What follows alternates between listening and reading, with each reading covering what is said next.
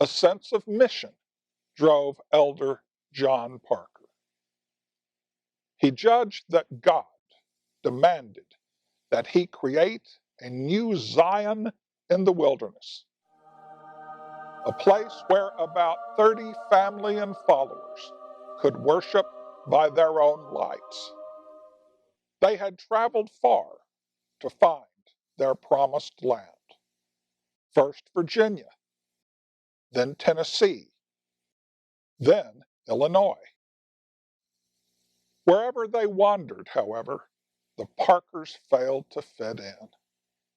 Elder John, his sons, Benjamin, Silas, and James, along with their wives and children, were members of the Pilgrim Predestinarian Baptist Church, a closed communion, hard shell sect.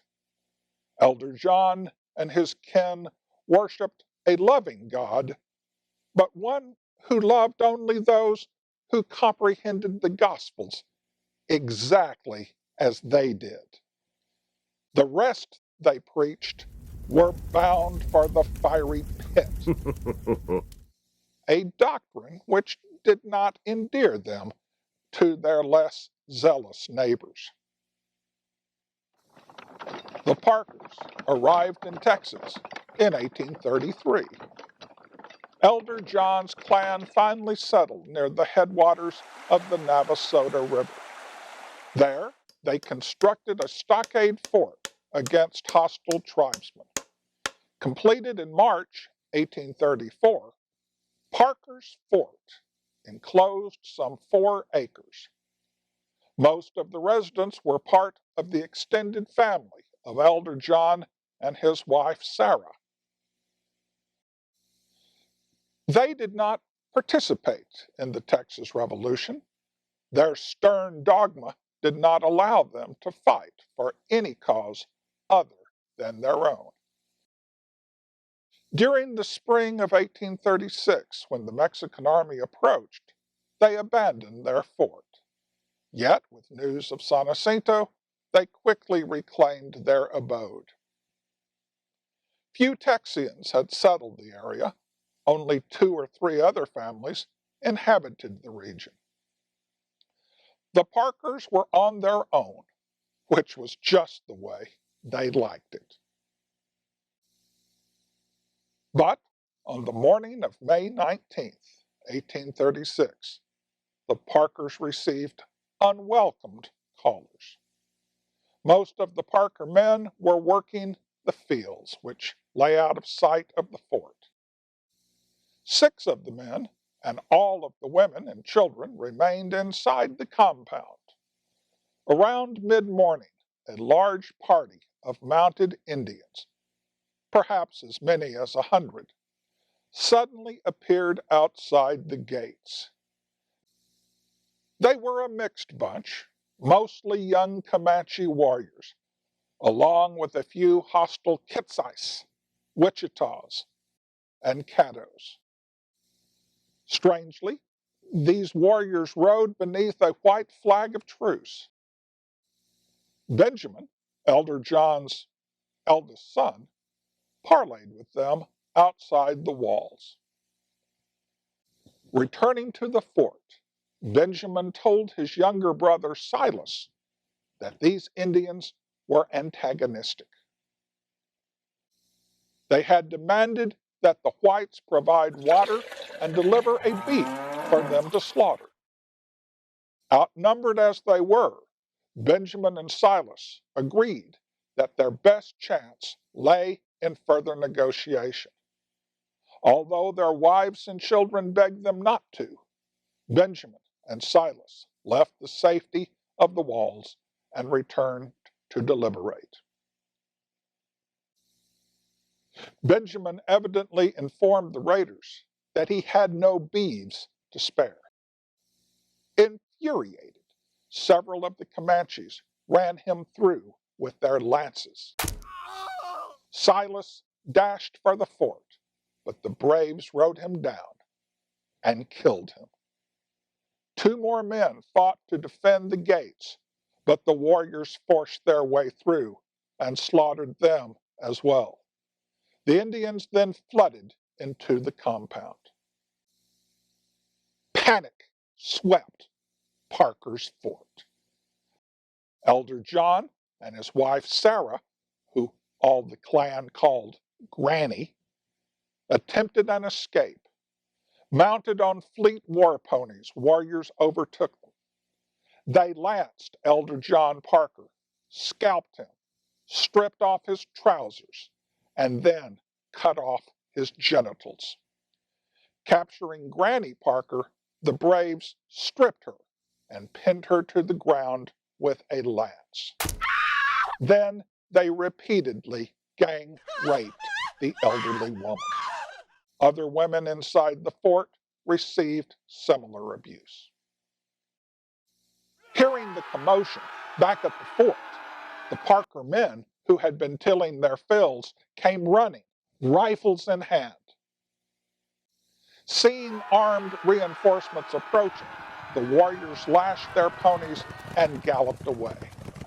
In their wake, they left 5 dead men and several wounded women. 2 of them would later die. Remarkably, one who did not was Granny Parker.